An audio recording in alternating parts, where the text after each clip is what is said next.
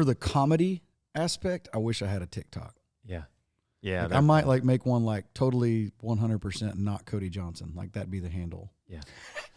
You know what I'm saying? No Like blue check. 100% not Cody Johnson. and I just want Are comedy. you in a group text with Trevor? No. I know you are. But No, we've you're not. texted. We Okay. do text. Brandy doesn't even have her own social media. She can't really criticize. That's because, and I have no problem saying, I know she's going to hear this, is because she'll go down the rabbit holes. That's why I don't do it, is because, like, okay, for instance, during 2021, after COVID and the whole George Floyd thing and all this stuff, I was on stage and I said a very patriotic speech about, like, unity. Like, it doesn't matter what color you are. Right. We should be unified. There's 3 colors that matter: red, white, and blue. Like, Yeah. we should be unified. Love your fellow man. You can agree to disagree. Like, it's part of being an American is you disagree. That's why we're not run by Hitler. Right. Because we can all disagree and it's still okay. Like, the world's not burning down. Right. And one of the first comments and I was just curious. I was like, you know, what are the comments like when I say stuff like that? And it was like, one of them was like, "Oh, just out the show tonight, watching Cody Johnson be a racist on stage." And I was like, I was like so blown away and offended. I got mad. Well, 3 days later, I was still mad about it. And I'm like, this is not healthy. This is toxic for me. So I was like, I don't even look. Yeah, like, it's I don't good even that you look don't. at it. It's good that you don't then. But we I get kind so of many want to good just comments. do stuff, just random out of character stuff, and then just go hide in the corner and watch the comments. Like, Right. Sometimes they're fun. We do enjoy. We've got some people that don't like our stuff, some people that do, and then some people that really do. And those are the ones that get really I interesting. want to watch them go at it. Yeah. Yeah. But I think it's better that I don't. That's funny. Speaking of that, I was doing the patriotic thing the other night, and my biggest thing, and I probably should copyright this, but my biggest thing that I've said, like, is love them anyway. Uh-huh. Like, if you disagree about politics, if you disagree about whatever it is, no matter your color, no matter your gender, no matter how much money you make, no matter what you believe, religiously, just love them anyway, because before we were born, there were American soldiers that gave their life for us to have the right to disagree. You bet. Like, it's okay. Nobody cares who you voted for. Like, everybody got real hot over Trump and Biden, right? Yeah. At the end of the day, nobody cares. Like, our grandfathers were scared to death to talk to each other about who they voted for. Yeah. That was fighting terms. Like, did you just ask me who I voted for? Like, Right. it's none of your business kind of thing. Yeah. Well, I'm giving this very, and you guys have seen my show. Like, I mean it. Like, I feel it. And that night was an emotional night. I was just feeling the energy from the crowd of, like, how much they were giving to me, how appreciative, how loud they were singing, how passionate they were. And I was like, a couple of times during the show, like, I teared up. I was like, I just want you guys to know, like, I love you. Like, thank you for giving me what you're giving me. Like, I live for this. Yeah. And as I'm doing this not political, but this positive take on this political thing, I look out in the crowd and there is one woman and she has both of her fingers in the air. Dang. Just boom. And she's got them up high and she is saying over and over, every time I say something, F you, F you. Yeah. And I'm like, I kind of start watching and I'm getting distracted. And I'm thinking, like, man, she's just hammered. Like, there's nobody around her. She's not with another woman. She's not with another guy. Like, she's by herself. Yeah. And then I started looking and I'm like, her clothes don't match anybody else here. Yeah, she came with an agenda. And that's what Right. that's when it hit me. I was like, you came to this show just to do that. Yeah. Just to do that. Yeah. And I came back to the talkback mic, enter Noe again. I'm like, get security over there and tell her I said, you bought the tickets. You knew what I was going to say. And I'm Yeah, for sure. And I'm like, this is why I don't have social media. To the woman in the crowd tonight. Yeah. Yeah. Like, Lawsuit. Are you really that surprised? Like, she's not surprised. She just wanted controversy, but people should, like, you are a red-blooded cowboy American wearing a cowboy hat on stage. Yeah. And And that's her way of being important that day. But there, the trolls are why I can't do the social thing. See, I've kind of teeter back and forth, like, as to how much of, like, how deep into my message I need to go. Like, for instance, about my faith. it's not that I'm ashamed at all. You know, I talk about my faith on social media, but sometimes I wondered, like, how much do I need to respect the fact that God made me a comedian?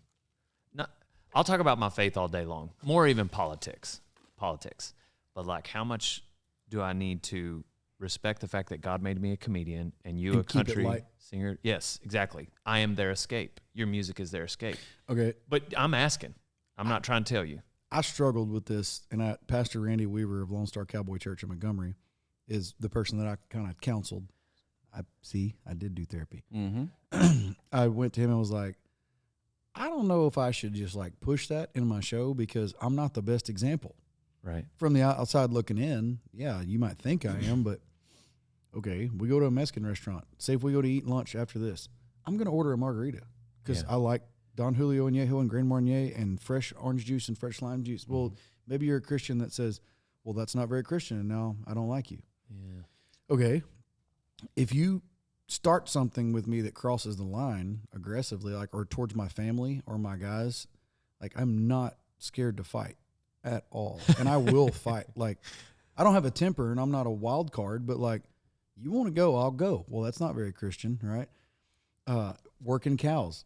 What did I tell you from your post? Doesn't count. No, hey, he did the post that The different cattle cattle calls. Like sometimes you're the whistler, you know. Come on, girls. Oh no, that was different. The girls is the sweetheart. Sweet talker. Come on, girls. And then there's the growler, you know. Hey, hey. And then there's the what was that? The coach. Go right through that gate right there. Take a right. You know, you hit the oak tree. You've gone too far. And then there's the explicit. Well, I was like, dude, when I'm working cows, I go from whistler to explicit like that. Yes. Like I had one get in my business yesterday, and I mean, I said things like, "Thank God my kids weren't there." But anyway, like that's not very Christian.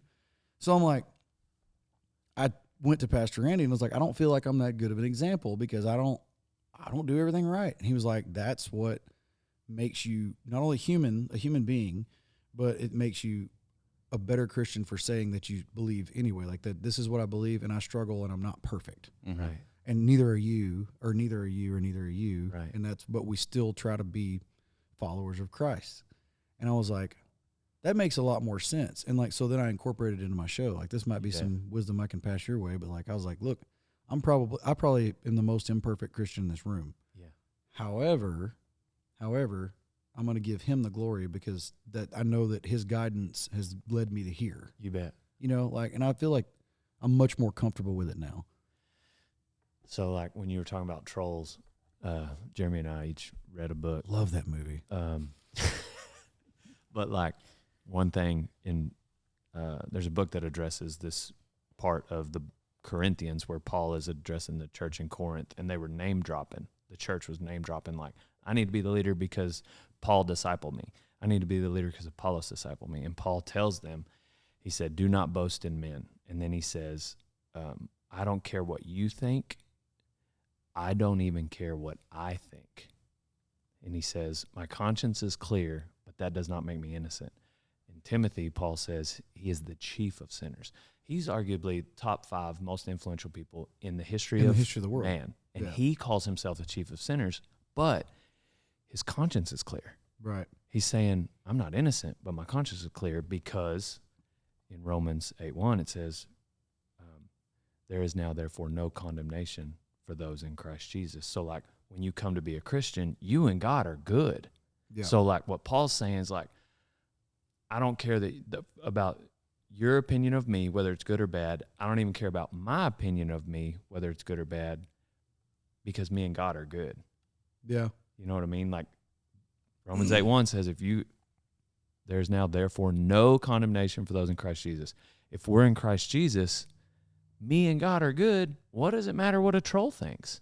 It doesn't even matter what we think. And that's the problem with a psychiatrist these days. They're going to tell you, it doesn't matter what they think. It only matters what you think. But what Paul is saying is that ain't right either. Yeah. It matters what God thinks. That's how I've tried to take trolls lately. That's a good perspective to have. And then not getting trapped in judging them.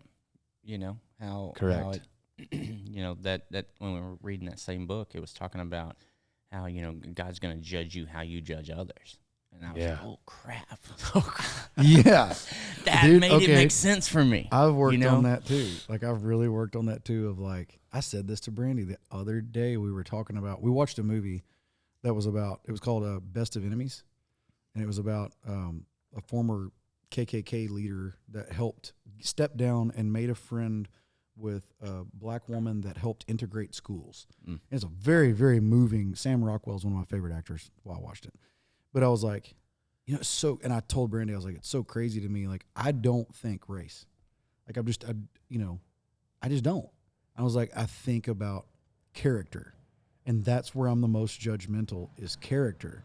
And she's like, well, you have to be careful of like judging people's character and their morality too, because all sin is equal in the eyes of God. And I'm like, oh, yeah, burn. Like, yeah, great. Thank you for that. But, Yeah, but so yours is equal. So it's the truth. Yeah. It is the truth. Yeah. So I don't know. Like, that's an interesting perspective about the trolls. Like, at the end of the day, like, I feel like, there's plenty of things that I could work on. Right. There's plenty of struggles, but like, I'm good, and I know that I'm good because I keep coming to him. Right. Like, in my marriage, if Brandy and I have difficult times, at the end of the day, even if I blow off steam and I'm like, oh, I'm so mad and I'm right and she's wrong, at the end of the day, I wind up on my knees going, I need help. Like, I need you here.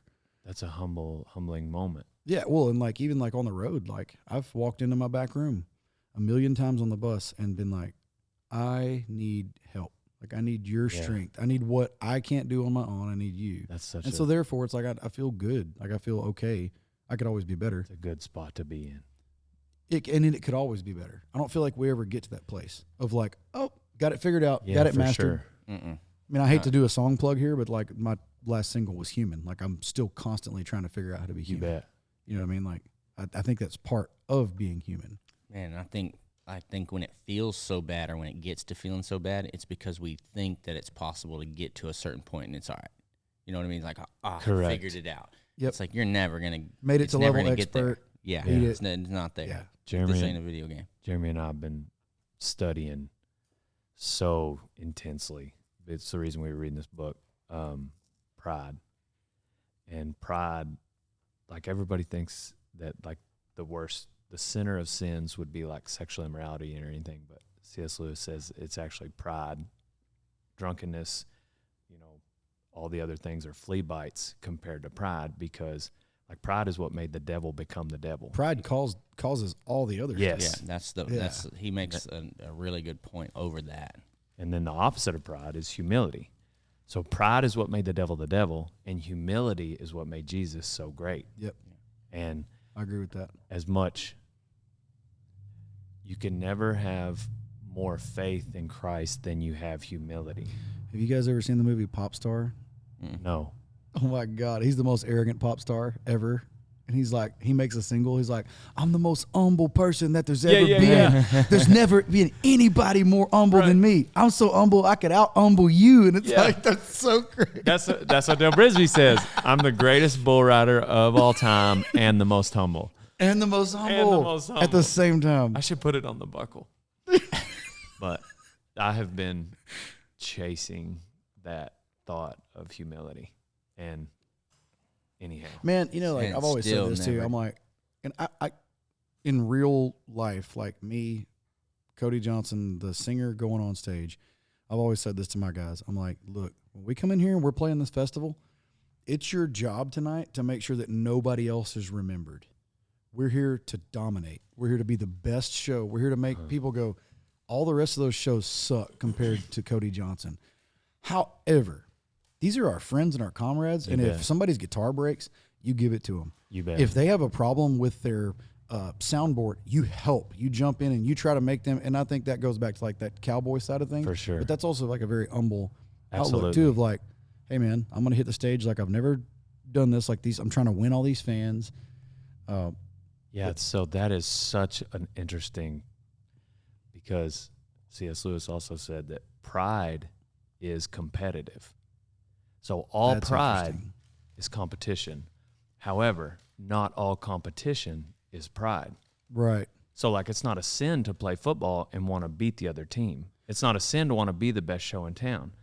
However, like, all pride is competition. So you see what I'm saying? Yeah, like, yeah. And so like that to me is you guys wanting to be the best, but then the humble part of that is being willing to like, here's my guitar You for can the have next it. show. This is my personal guitar. For sure. Yeah. And if you play better on it, then so be it. It's okay to want to ride the Rankus Correct. Bucking Horse the best. Absolutely. It's not okay to want to win the rodeo so bad that you tell someone else the wrong rein. Yeah. Right? Yes. You know what I mean? Yeah. Like That would doesn't be make you any better. That's a great way to It put doesn't it. make you the best because you were the best. It makes you you just wanted to win bad enough to cheat somebody else. You know what I mean? Or take That's a something good else point. away. That's a good point. We're trying to figure it out over here.